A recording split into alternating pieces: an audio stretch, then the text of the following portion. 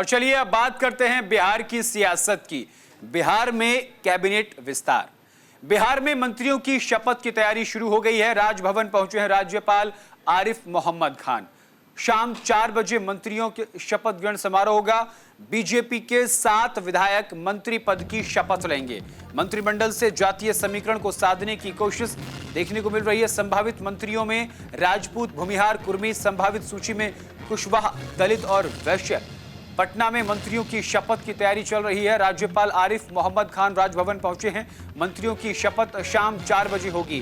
BJP के 7 विधायक मंत्री पद की शपथ लेंगे। बीजेपी ने मंत्रिमंडल से जातीय समीकरण साधने की कोशिश की है। संभावित मंत्रियों में राजपूत, भूमिहार, कुर्मी, कुशवाहा, दलित और वैश्य समाज के चेहरे शामिल हैं। आपको बता दें कि बिहार में 2025 के अंत में विधानसभा के चुनाव होने हैं। उससे पहले जातीय समीकरण को साधने में पूरी तरीके से जेडीयू बीजेपी गठबंधन की सरकार जो चल रही, इंडिया एक तरीके से कह सकते हैं एनडीए गठबंधन की सरकार जो केंद्र के साथ साथ बिहार में भी जो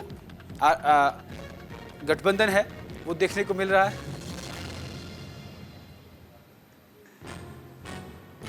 तो विधानसभा चुनाव से पहले जातीय समीकरण को साधने की कोशिश जो है वो देखने को मिल रही है। बिहार की सियासत में एक बड़ा बदलाव आज शाम 4 बजे हो सकता है। बहुत बधाई दूंगा और अपनी बहुत ही प्रसन्नता व्यक्त करना चाहूँगा कि इतना बड़ा मेला दुनिया में कहीं इतने लोग इकट्ठे नहीं हो पाते। वो सब बहुत ही अच्छी तरीके से सुचारू रूप से संपन्न। सबको बहुत बधाई दूंगा।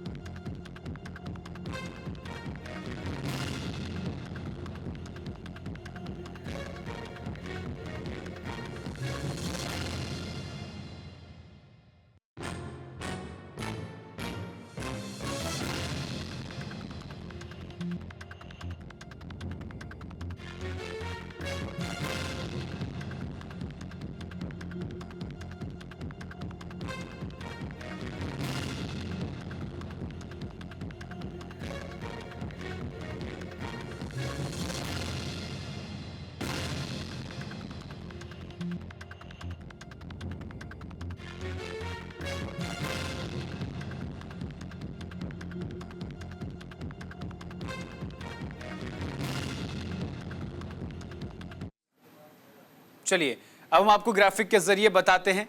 नीतीश कैबिनेट विस्तार की तैयारियां जोरों पर चल रही हैं। आपको बता दें डिप्टी सीएम सम्राट चौधरी ने मुख्यमंत्री नीतीश कुमार से कल मुलाकात की थी। आज शाम 4 बजे कैबिनेट विस्तार किया जा रहा है। राजू सिंह, संजय सरावागी मंत्री बनेंगे। अवधेश पटेल, जीवेश मिश्रा भी मंत्री पद की शपथ लेंगे। अनिल शर्मा, तारकिशोर प्रसाद भी मंत्री बनेंगे। पवन जायसवाल भी मंत्री बनेंगे। नवल किशोर, कविता पासवान मंत्री बनेंगे। आपको बता दें कि कल बिहार के मुख्यमंत्री नीतीश कुमार के साथ भारतीय जनता पार्टी के राष्ट्रीय अध्यक्ष जेपी नड्डा की एक बंद कमरे में बैठक हुई थी और उसी बैठक में कौन कौन मंत्री बनेगा इसको लेकर के फैसला लिया गया था। और अब वो जो चर्चा थी उसने अंतिम रूप ले लिया है। राजभवन पहुंचे हैं राज्यपाल आरिफ मोहम्मद खान।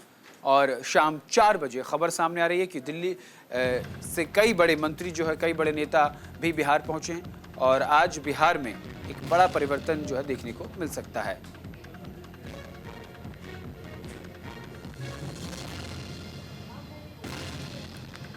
तो बड़ी खबर, बड़ी जानकारी।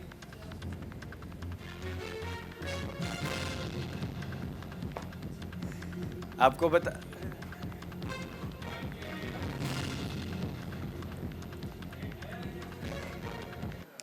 और बिहार से इस वक्त की बड़ी खबर सामने आ रही है। दिलीप जायसवाल मंत्री पद से इस्तीफा दे दिया है। दिलीप जायसवाल ने, दिलीप जायसवाल बने रहेंगे प्रदेश अध्यक्ष। बड़ी खबर, बड़ी जानकारी। बिहार से इस वक्त की बड़ी खबर आपको बता दें, दिलीप जायसवाल ने मंत्री पद से इस्तीफा दे दिया है।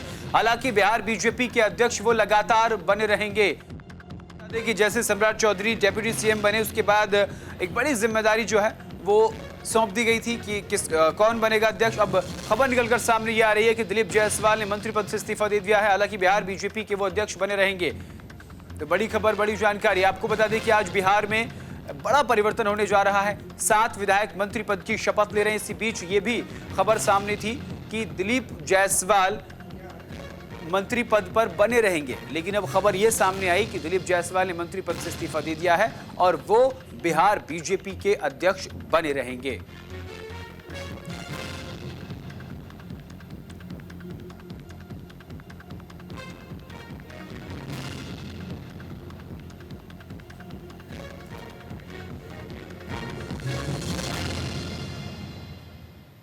तो बिहार में विधानसभा चुनाव से पहले एक बड़ा परिवर्तन देखने को मिल रहा है और इसी पर हम विस्तार से चर्चा करेंगे। बातचीत करने के लिए हमारे सहयोगी रजनी शर्मा न्यूज़ रूम से हमारे साथ जुड़ गई हैं। रजनी जी, देखिए, जिस तरीके से बिहार में 2025 के अंत में विधानसभा चुनाव होने हैं, उससे पहले मंत्रिमंडल में भी परिवर्तन देखने को मिला है और संगठनात्मक स्तर पर भी परिवर्तन देखने को मिल रहा है। इस परिवर्तन को किस नजरिए से देखा जा रहा है बिहार की राजनीति में? पहले ये बात करें कि जो अटकलों की बाजार थी वो सबसे पहले वहीं थम गई जब कैबिनेट एक्सपेंशन की बात आई और दिलीप जो बीजेपी के प्रदेश अध्यक्ष हैं उन्होंने सबसे पहले इस्तीफा दिया और उस इस्तीफे के बाद ये कंफर्म हो गया कि बिहार में मंत्रिमंडल विस्तार होगा। चूंकि पार्टी हमेशा से एक ही शर्त पे चली है कि एक पद एक व्यक्ति, तो दिलीप जायसवाल ने इस्तीफा देकर ये तो साबित कर दिया था। उसके बाद ये कयास लगाए जा रहे थे कि कुछ बीजेपी कोटे के मंत्री होंगे, कुछ जेडीयू कोटे के मंत्री होंगे, लेकिन धीरे धीरे इन तमाम बातों से जो छनकर बात अब हमारे सामने आ रही है उसमें यह है कि 7 मंत्री आज शपथ लेंगे और वो सातों के सातों बीजेपी कोटे के होंगे। यानी जो पहले 15 मंत्री बीजेपी कोटे के थे, 13 मंत्री जेडीयू कोटे के थे, 1 निर्दलीय थे और 1 हम पार्टी के थे। तो ये कुल मिलाकर 30 मंत्री थे, जिनमें से एक आज दिलीप जायसवाल ने इस्तीफा दे दिया। उसके बाद कुल 29 बच रहे थे। तो जो 7 मंत्री का आज शपथ ग्रहण होना है, ये पूरी तरह से बिहार में चुनाव है और चुनाव के मद्देनजर किस तरह से जाति कार्ड खेला गया है उसी हिसाब से बीजेपी ने इन तमाम सीटों पर जो अपने नाम की घोषणा की है। अब तक जो नाम छनकर हमारे सामने आ रहे हैं उनमें अगड़ी पिछड़ी तमाम जातियों को खास तौर पे नजर पे रखा गया और इसी तरह से नामों की बातें अब सामने आने लगी है। और सबसे खास बात यह है कि 2020 में जब एनडीए की सरकार बनी थी और जब बीजेपी जेडीयू से बड़ी पार्टी थी, बावजूद उसके उस समय बीजेपी ने नीतीश कुमार के चेहरे को सामने रखा था और 7वीं बार नीतीश कुमार ने शपथ लिया था। तो ये कहा जा रहा था कि बहुत बड़ा दिल दिखाया है, बड़े भाई के तौर पे नीतीश कुमार को लिया है बीजेपी ने। तो एनडीए की ये साख चल रही थी, लेकिन उसी बीच 2022 में नीतीश कुमार का दिल भर आया। शायद ये भी कह सकते हैं कि फिर इन्हीं तमाम अटकलों के बीच एक बार बीजेपी से इनका दिल भर आया और ये इन्होंने फिर आरजेडी का दामन थाम लिया था और 8वीं बार मुख्यमंत्री बने थे। लेकिन फिर 2024 में फिर से वापस ये एनडीए की तरफ रुख कर लिया था इन्होंने और 2024 में नीतीश कुमार आए थे। तो हालांकि नीतीश कुमार से ज्यादा बीजेपी के पास सीटें थी, बावजूद इसके नीतीश कुमार को ही इन्होंने हमेशा से आगे रखा। और इस बार भी एनडीए जो लगातार बातें कर रही है कि बीजेपी बिहार में जो एनडीए चुनाव लड़ेगी वो नीतीश कुमार के चेहरे पे ही लड़ेगी और कई कयास भी लगाए जा रहे थे। बीच में भी एक बार टूट की खबर आ रही थी, लेकिन एनडीए अपनी ओर से हमेशा ये क्लियर करता रहा था कि बिहार में जेडीयू हो या बीजेपी हो, जो भी पार्टी चुनाव लड़ेगी वो चेहरा नीतीश कुमार का होगा। तो कह सकते हैं कि एक बार इस बार फिर से नीतीश कुमार ने अपना बड़ा दिल दिखाया और शायद यही वजह है कि सब मंत्री होंगे बीजेपी को। देखिए, जिस तरीके से मंत्रिमंडल एक्सपेंशन हुआ है विस्तार हुआ है, इसमें भारतीय जनता पार्टी के तमाम विधायक हैं। इसी को लेकर के विपक्ष बिहार में हमलावर है और कहता है कि जेडीयू को कहीं ना कहीं बीजेपी दरकिनार कर रही है। बीजेपी बिहार में अपनी बढ़त बनाने में लगी हुई है, क्योंकि अगर लोकसभा चुनाव का जिक्र करें रजनी जी, तो उसमें भी देखने को मिला कि एनडीए, अगर केंद्र की सत्ता की बात करें तो वहां पर भी जेडीयू का बड़ा दबदबा है, सहयोग मिला उनको। अगर बात बिहार की करें तो बिहार में भी जिस तरीके से अब मंत्रिमंडल का विस्तार किया उसमें बीजेपी ने अपने आप को आगे रखा है, तो कहीं ना कहीं 2025 में जो विधानसभा चुनाव हैं उससे पहले बीजेपी बिहार में अपने आप को मजबूत करने का प्रयास कर रही है, ऐसा आरोप विपक्ष लगातार लगाता है। आरजेडी की तरफ से बयान सामने निकल कर आते हैं कि जेडीयू जो है बीजेपी के साथ गठबंधन कर कहीं ना कहीं खुद को ठगा महसूस कर रही है। बिल्कुल, देखिए थोड़ी देर पहले हमारे चैनल के माध्यम से ही हम दिखा रहे थे कि किस तरह से लालू प्रसाद यादव ने ट्वीट किया और ये कहा कि किस तरह से एनडीए प्रधानमंत्री का बिहार दौरा शुरू हुआ है। और कह सकते हैं कि विपक्ष को भी एक मुद्दा मिल गया, क्योंकि 2 दिन पहले प्रधानमंत्री बिहार आते हैं, उसके बाद जेपी नड्डा आते हैं, 2 दिन बिहार में रुकते हैं। जेपी नड्डा के साथ मुख्यमंत्री नीतीश कुमार की बात होती है, इनकी आपसी समझौते होते हैं और उसके बाद अचानक से आज सुबह ये खबर चलकर आती है कि बिहार में मंत्रिमंडल का विस्तार होगा। मंत्रिमंडल के विस्तार के साथ पहले ये खबर आ रही थी कि 3 जेडीयू कोटे के मंत्री होंगे, 3 बीजेपी कोटे के मंत्री होंगे। लेकिन आखिर अचानक ऐसा क्या हुआ कि अचानक से दिलीप जायसवाल ने इस्तीफा दिया और उसके तुरंत बाद डिप्टी सीएम जो है सम्राट चौधरी, वो मुख्यमंत्री के पास गए। इनकी आपस में बातें हुई, बिहार के जातीय समीकरण पे बातें हुई। शायद ये भी कह सकते हैं कि बीजेपी के पास वो चेहरे ज्यादा हैं, बीजेपी के पास वो नाम ज्यादा है जिन पे वो उन तमाम जातियों को, जो उनके वोट बैंक हैं, उनको समेट सके। और यही वजह रही होगी, यही तालमेल कह सकते हैं रही होगी कि अब ये सामने आने लगा है कि जो 7 मंत्री होंगे वो बीजेपी कोटे के होंगे। और इस के साथ एक चीज और निकलकर सामने आई रजनी जी कि इस बार भी बीजेपी और जेडीयू साथ मिलकर ही विधानसभा चुनाव लड़ेंगे और ये उनकी मजबूरी भी है, क्योंकि केंद्र में उनका गठबंधन है, ऐसा जेडीयू लगातार कह रही है।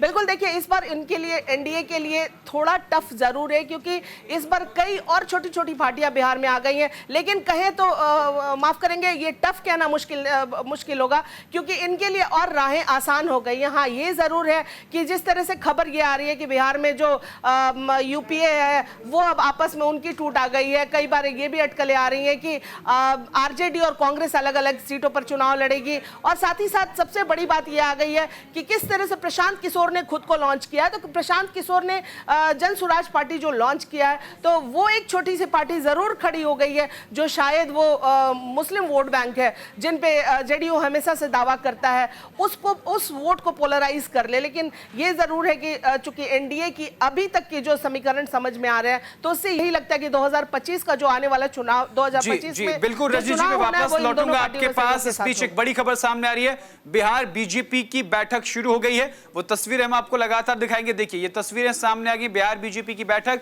और बैठक में बिहार के कई बड़े नेता शामिल हैं, क्योंकि आज बिहार में मंत्रिमंडल का विस्तार होने जा रहा है। भारतीय जनता पार्टी के कोटे से 7 विधायक आज मंत्री पद की शपथ लेंगे। और इसी बीच अगर खबर यह भी सामने आ रही थी कि दिलीप जायसवाल क्या मंत्री बने रहेंगे या नहीं रहेंगे, तो दिलीप जायसवाल ने मंत्री पद से इस्तीफा दे दिया है और अब वो भारतीय जनता पार्टी के प्रदेश अध्यक्ष के तौर पर अपनी भूमिका निभाते रहेंगे। लेकिन जिस तरीके से मंत्रिमंडल का विस्तार जातीय समीकरण के ध्यान में रखते हुए किया गया है, उससे यह साफ तौर पर नजर आ रहा है कि भारतीय जनता पार्टी बिहार में खुद को और मजबूत करने के प्रयास कर रही है। एनडीए के गठबंधन के साथ साथ बिहार में जिस तरीके से जेडीयू और बीजेपी का गठबंधन है, यहां पर कहीं ना कहीं जेडीयू के पास जो जातिवादी चेहरे हैं, जो जातीय समीकरण के आधार पर जिनको डिवाइड किया जाता है, वो जो चेहरे हैं उन पर ना दाव खेलते हुए भारतीय जनता पार्टी ने अपने चेहरों पर दाव खेला है। इसी पर हम बातचीत करेंगे। बातचीत की लगातार हमारे साथ न्यूज रूम से हमारी वरिष्ठ सहयोगी रजनी जी बनी हुई है। रजनी जी, देखिए इन्होंने जातीय समीकरण के आधार पर तो मंत्रिमंडल का विस्तार कर लिया है, लेकिन क्या बीपीएससी एक बड़ा मुद्दा रहेगा? क्योंकि आपने जिक्र किया जन स्वराज पार्टी का, पीके का जिक्र किया प्रशांत किशोर का, तो प्रशांत किशोर तो लगातार जातिवाद मुद्दे पर ना बल्कि वो जो बिहार के बुनियादी मुद्दे हैं उस पर सरकार को घेरते हुए नजर आ रहे थे। देखिए, कह सकते हैं कि बीपीएससी जो मुद्दा है, उस मुद्दे को तमाम पार्टियों ने भुनाने की कोशिश की। वो जनसुराज पार्टी हो, आरजेडी हो या पप्पू यादव की पार्टी हो, तो तमाम लोगों ने इसे इनकैश करने की कोशिश करी। और ये बहुत छोटा सा पॉकेट है। आप अगर बिहार के गांवों में जाएंगे और वहां पे लोगों का अगर महिलाओं का अगर मन टटोलेंगे, तो आपको ये सामने आएगा कि नीतीश कुमार की जो शराबबंदी नीति थी वो आज भी बिहार में कारगर है। तो कह सकते हैं कि नीतीश कुमार का वो जो वोट बैंक है, उस वोट बैंक को इनकैश करेगा बीजेपी किस तरह से। हालांकि ये अभी कहना बहुत जल्दी होगा कि किस तरह की समीकरण सामने आएंगे, लेकिन हाँ, ये जरूर है कि बीजेपी बहुत दूर की नीति देख रही है। और बीजेपी ये देख रही है कि अगर अगड़ी और पिछड़ी की वोट बैंक को वो हासिल कर ले और नीतीश कुमार के जरिए, जेडीयू के जरिए वो मुस्लिम वोट बैंक को हासिल कर ले, तो शायद इनके लिए एक अच्छी बढ़त होगी। लेकिन एक खास बात यह है कि जिस तरह से बिहार में जो तमाम छोटी छोटी पार्टियां हैं वो अचानक से उभरी हैं और आरजेडी इन तमाम पार्टियों से पंगे ले रही है, या फिर जिस तरह से आरजेडी के साथ इनके आमने सामने की बातें हो रही हैं, तो ये उनके लिए जरूर मुश्किल पैदा कर सकती है। अब ये देखना है कि जो एनडीए है उसके लिए ये जो तमाम छोटी छोटी पार्टियां हैं, क्या ये फिर से टूटकर इनमें वापस आएंगी या इनके लिए भी। बिल्कुल, मेरा सवाल रजनी जी आपसे यही है कि जिस तरीके से जेडीयू और बीजेपी को रोकने के लिए ये तमाम विपक्षी दल क्या एकत्रित होंगे, या फिर ये आपस में वोट बैंक में बंटकर रह जाएंगे और एक बार फिर से बीजेपी और जेडीयू बिहार में सरकार बना ले जाएगी? मौजूदा परिप्रेक्ष्य में अगर इस बात को समझा जाए तो क्या ये सही है? बिल्कुल गौरव, देखिए जिस तरह से इंडी गठबंधन की टूट हुई थी, तो ये कहना बहुत मुश्किल है कि अगले चुनाव में क्या होगा, क्या वो तमाम पार्टियां फिर से टूट कर आएंगे। क्योंकि अगर जो अभी नई नई जो पार्टियां उभरी हैं, हर पार्टी अपने अपने तर्ज पे अपना अपना एजेंडा लेकर उतर रही है। जनसुराज पार्टी की बात करें तो वो एलीट क्लास को जोड़ रही है। अब खबरें ये भी आ रही हैं कि कई एलीट क्लास को जोड़ने की अब आरजेडी भी कोशिश कर रही है, लेकिन अब ये कोशिश उनकी कितनी कामयाब होती है, ये भी खबर आ रही है कि कांग्रेस के साथ अगर इनका समझौता नहीं हुआ, चूंकि आरजेडी का ये कहना है, वाकई ये बात भी सही है कि आरजेडी जिस तरह से बिहार में चुनाव जीती थी, तो बड़ी इनकी जो सीटें आई थी वो काफी बड़ी थी। और कांग्रेस की जो करारी हार हुई थी, वो कांग्रेस की हार आप लोकसभा में ले, विधानसभा में ले, तो अब मूड में नहीं है आरजेडी किसी तरह के समझौते करने की, और सीटों को लेकर एक बार इनकी आपस में बंद ठन सकती है। तो अब ये देखना है कि अगर कांग्रेस और आरजेडी एक साथ रहते हैं तो ये इनकी कितनी मजबूती होगी, इनके बीच की अगर सीटों की तालमेल नहीं होती है। रजनी जी, अगर आज के मंत्रिमंडल विस्तार को एक तरीके से देखा जाए तो ये कह सकते हैं कि बिहार में आंशिक तौर पर 2025 विधानसभा के चुनाव का बिगुल की शुरुआत आज से लगभग हो चुकी है, कहना गलत नहीं होगा। बहुत बहुत शुक्रिया रजनी जी तमाम जानकारी के लिए।